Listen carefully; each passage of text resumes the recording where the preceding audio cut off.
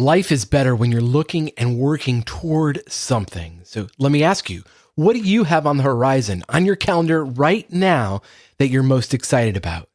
It could be personally or professionally. In fact, it's better if you have one or two things in both spheres of your life. If something doesn't immediately come to mind, that's okay. We're going to help you solve that and dream again today on the next Simple Step podcast. I'm Paul Goldsmith. So I just signed up to run another marathon, and that might not be your thing, but for me, having a race on the calendar just gives me more intentionality in my training runs. And frankly, I'm less likely to skip when I don't feel like going for a run, if it's raining or I just don't want to go. And if I've made a commitment to train, then I'm much more likely to do it. And in the same way, when you have a goal, you have to attach a deadline to it because that's very motivating. And in my fundraising company, Videre Creative, that's our secret weapon to raise more money every time. Give people a goal and a deadline, and you'll raise more money every time without one. And the same is true for your personal goals. You need a deadline, something to work toward. Have you ever noticed how you get things done closer to the deadline? Maybe you did that in school. Maybe you do that in your work now. How can you move those deadlines up on your most important goals to make more progress? Use it to your advantage. And incidentally, when you crush a goal in one area of life, it gives you more confidence in the other areas of life with different goals. When I train for a race, as I expend energy, I find that I expand my capacity and have more energy overall for the other areas of my life. And if you think about it, so many problems in our life are paradoxical, just like that. If you spend all of your time resting, you'll have less energy over time and eventually not be able to do much of anything. And then on the other end of the spectrum, if you spend all your time working and never resting, you'll get worse at work. You'll burn out. I recently did a deep dive thinking about this issue in an area of business philosophy called polarity management. It just makes so much sense. The concept by entrepreneur and author Dr. Barry Johnson, it goes like this. So many problems at your work or in life are simply unsolvable. Many problems are not solvable. Instead, they're polarities to manage. For example, it's popular in most companies to emphasize the importance of teamwork as the solution to many problems. However, if taken to the extreme, you perhaps have been on a team like this, it sucks all of the morale and the innovation and the motivation out of individual team members and can be downright counterproductive. On the flip side of that, if you have just an entirely individualistic culture at work and nobody works together, you have all these rugged individualists, then there's no collaboration, and that's not good either. So how can you manage the polarities of bringing out innovation of your team and also getting people to think for themselves? At the end of the day, polarity management is supplementing either or thinking, problem solution, with applying both and thinking.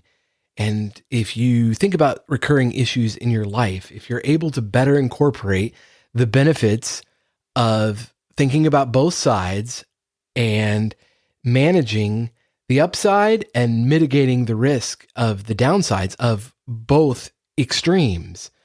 And one visual way of doing this for yourself is just draw a box with 4 sections.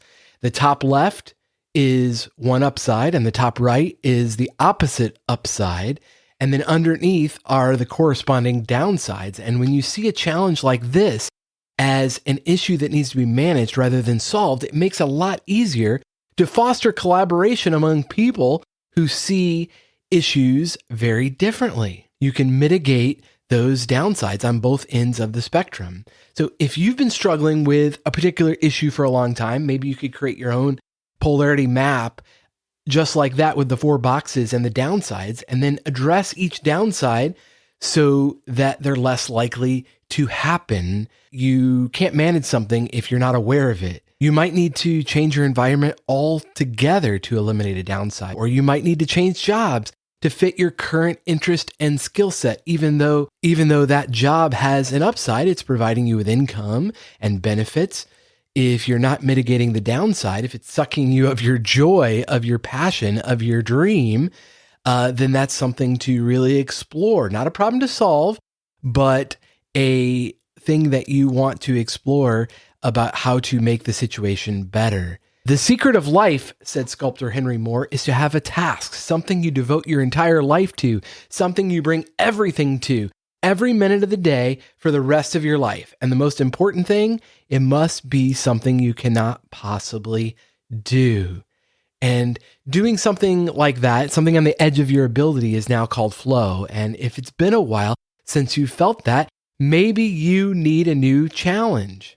We all need something to look forward to. One of life's polarities that we all need to manage is having something to look forward to, but at the same time, enjoying the moments of the day where you are right now.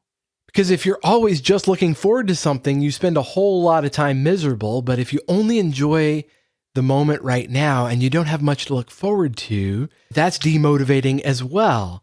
The way I've found to manage that is to have at least 3 things every single day that I do that move my biggest goals forward.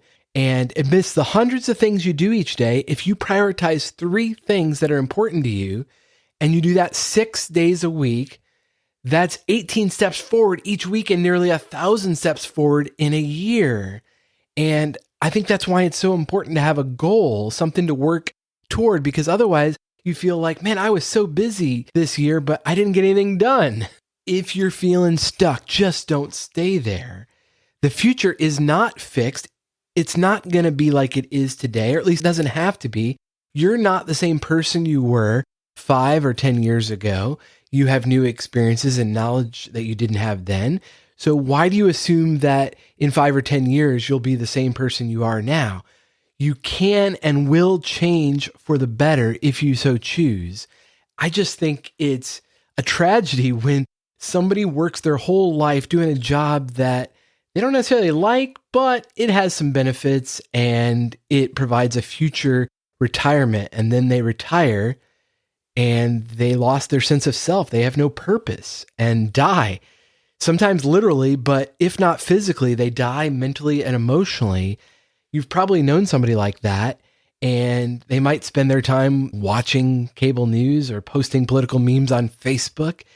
And you just want to shake them and say, man, you're still breathing. You still have a purpose in life. Go out and live it and make a difference and connect with people. It doesn't have to be that way.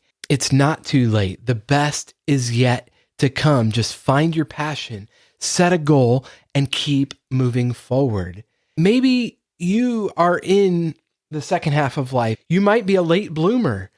There was a fantastic article recently in The Atlantic where David Brooks profiled a number of late bloomers, and I found it incredibly encouraging. One of the people that he profiled that flailed early in life but succeeded in old age was French painter Paul Cézanne.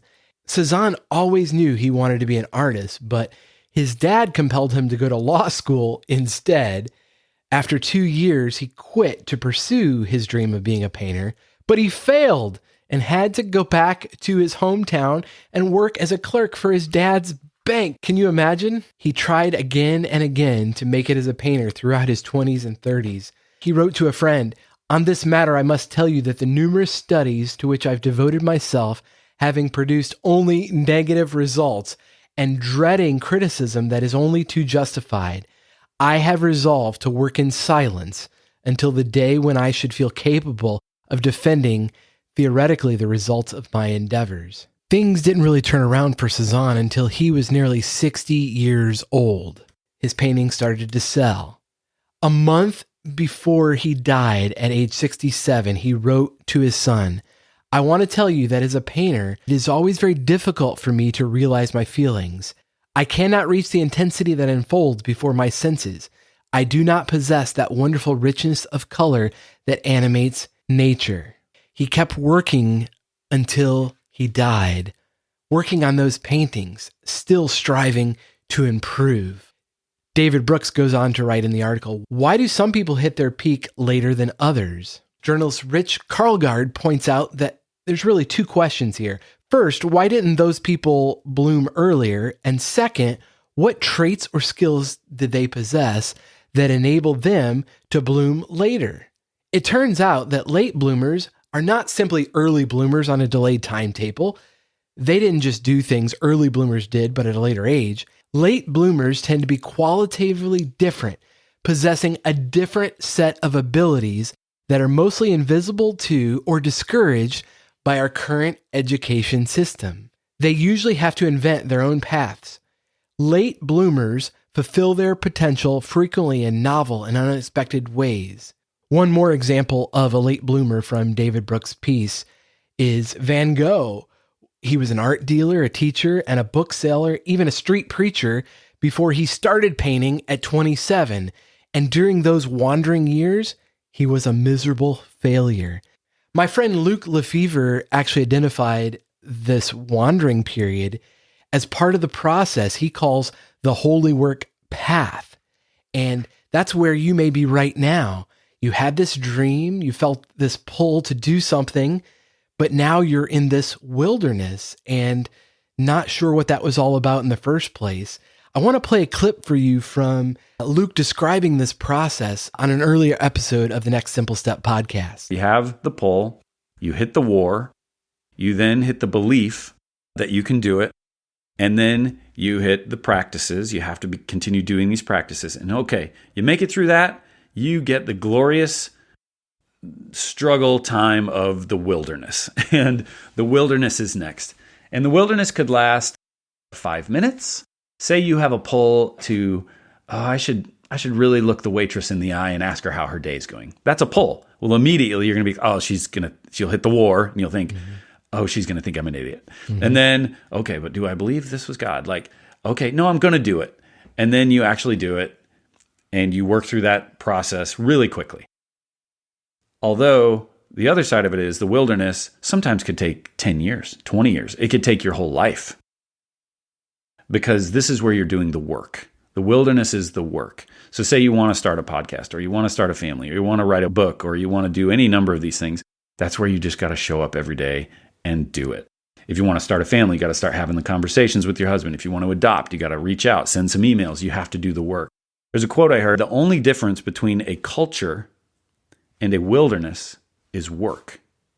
So you're in the wilderness, it's just jungle, it's just trees and bushes and everything else, until you get your machete out and you just start slicing and making trails. You start making paths. Eventually those paths turn into trails. Eventually those trails turn into roads. Those roads become streets with buildings around them, and you eventually get a culture. You just got to show up and do the work. What work do you need to do? Maybe it's a mess you need to clean up, or action you need to take that you've been putting off. That dream is more achievable with deadlines. Let's get to work, 1 step at a time, 3 steps a day, 1,000 over the course of the year. And don't forget to keep moving forward. Get some sun, go for a run, and have fun. I'm Paul Goldsmith, and I'll talk to you next time on the Next Simple Step Podcast.